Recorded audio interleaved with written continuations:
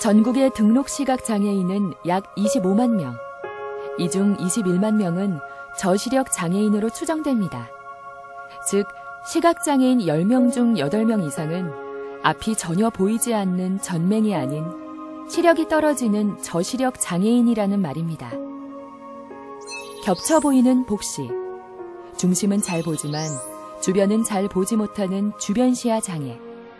나이를 먹어 누구나 겪게 되는 약시 등 저시력에는 다양한 유형이 포함됩니다.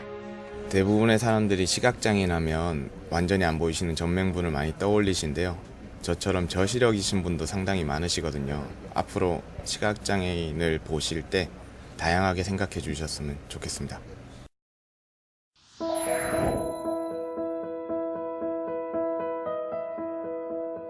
(2011년) 장애인 실태 조사 결과 전체 시각장애인 중 점자 해독이 가능한 비율은 5.2%에 지나지 않습니다. 물론 자립생활교육이나 맹학교의 특수교육을 통해서 점자를 알고 있는 시각장애인의 수는 점자를 주된 문자로 사용하는 인구의 약 2.5배로 추정되고 있습니다. 그러나 점자가 배우기 어려운 것은 누구나 인정하는 사실입니다. 그래서 대다수 시각장애인들은 정보 접근을 위해 점자 외에도 다양한 방법을 사용하고 있습니다. 시력을 보조하는 돋보기, 확대경, 점자 정보 단말기, 오디오북 녹음과 대독 등 다양한 방법이 시각장애인들의 정보 접근을 높이는 데 쓰이고 있습니다. 흔히 시각장애인이라고 하면 전혀 앞을 보지 못한다고 생각하시는 분들이 많이 있는데, 그래서 시각장애인 분 하면 점자를 많이 떠올리시게 되는데요. 실제로 대부분의 시각장애인들은 잔존 시력을 가지고 생활하시는 분들이라 꼭 점자만 이용하지는 않습니다. 녹음도서 같이 음성을 이용한, 청각을 이용한 자료도 사용하고요. 확대 문자, 큰 글씨로 만들어진 책이나 인쇄물을 이용해서 글자를 직접 눈으로 보기도 합니다. 그래서 앞으로 점자도 물론 많이 늘어나야 되겠지만 점자 외에 음성이나 확대 문자로 된 대체 자료도 많이 만들어져야 합니다.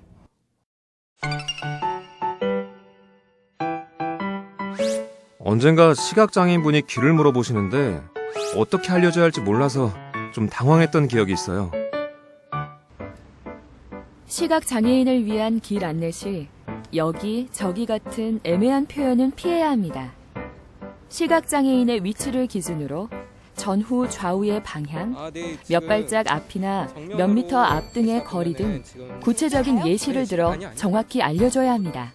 지금 20발자국 정도 가신 다음에 우측에 우체통이 하나 있습니다. 우체통 주의하셔서 우체통을 오른쪽으로 또한 길 안내 시 도로 상태나 장애물 등 안전을 위협할 수 있는 요소도 함께 알려주는 것이 필요합니다. 조심하세요. 네, 감사합니다. 사실 뭐 말로만 이쪽 저쪽 하면은 저희는 잘 모르거든요. 그러니까 어느 정도까지는 좀 이렇게 안내를 조금 해주셨으면 좋겠고요. 또 어떤 분은 막 무조건 지팡이 끝을 막 잡아끄는 분도 계시는데 그렇게 하면은 굉장히 시각장애 분들이 당황하시게 돼요. 그러니까 좀 이렇게 말로 이쪽 저쪽 그리고 무조건 막 끌고 가는 것보다는 제가 좀 도와드리겠습니다라는 말을 좀 하시고 조금 안내를 해주셨으면 감사하겠습니다. 길을 묻는 시각장애인에게 길을 안내하면서 부축하려고 했더니 그분이 거북스럽게 생각하시는 것 같아 기분이 상했어요. 시각장애인과 동행할 때는 흰 지팡이 반대편에 선 후 시각장애인이 잡을 수 있도록 한쪽 팔꿈치를 살짝 내주는 것이 좋습니다. 이때 반드시 안내해 드릴까요? 제 팔꿈치를 잡아주세요 라는 말을 함께 건네야 합니다. 시각장애인은 팔꿈치를 통해 동행인의 몸 움직임을 감지하게 되고 이를 통해 가는 길이 오르막길인지 내리막길인지를 알게 됩니다. 동행인의 팔꿈치에 닿은 시각장애인의 손이 내려가면 오르막길, 반대로 올라가면 내리막길이라고 판단하는 것입니다. 또한 계단이나 구부러진 길로 들어서기 전에 미리 말로 알려주면 시각장애인이 보다 편안한 보행을 할 수 있게 됩니다. 시각장애인을 돕는다고 하시면서 시각장애인분을 자기 앞에 세우고 시각장애인을 밀면서 안내하시는 분들이 가끔 있습니다. 이렇게 하면 앞에선 시각장애인이 자기 앞에 뭐가 있는지 몰라서 굉장히 두려워합니다. 그래서 시각장애인을 안내하실 때는 꼭 시각장애인분보다 한 발짝 좀 앞에서 시각장애인을 이렇게 데리고 이렇게 가면서 안내하시는 것이 좋고요. 또 한 가지는 시각장애인에게 도움을 주려고 말을 걸어야 하는데 말을 걸지 않고 그냥 무작정 팔을 잡거나 부축을 하거나 하시는 분들이 있습니다. 꼭 도움을 주기 전에는 먼저 도와드릴까요? 이렇게 말씀하시고 시각장애인분의 몸을 잡으시면 좋을 것 같습니다. 우연히 본 안내견이 너무 순하게 보여서 좀 만졌는데 시각장애인이 싫어하시더라고요. 안내견은 애완동물이 아닙니다. 안내견은 시각장애인의 외출 시 든든한 파트너가 되어주는 존재입니다. 시각장애인이 안내견을 데리고 보행 중인 경우 절대 안내견의 주위를 흐트러지게 하는 행동을 하면 안 됩니다. 허락 없이 사진을 찍는 것도 자제해야 합니다. 안내견의 주의력을 흐트러뜨리는 것은 물론 시각장애인의 사생활을 침해할 수 있기 때문입니다. 안내견은 눈으로만 예뻐해야 한다는 말을 우리는 모두 기억해야만 합니다.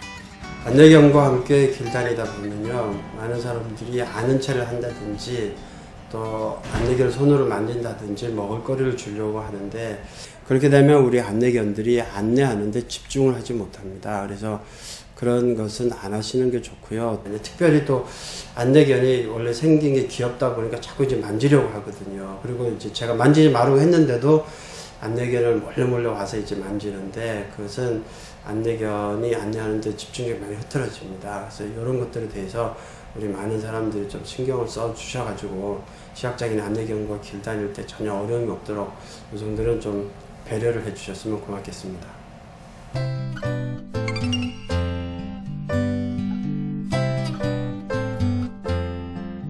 사람들은 시각장애인 하면은 전맹만 떠올리고 선글라스를 꼈을 것이다, 흰지팡이를 들고 있을 것이다 생각을 하는데 저처럼 크게 표시가 안 나는 저시력인들도 많거든요.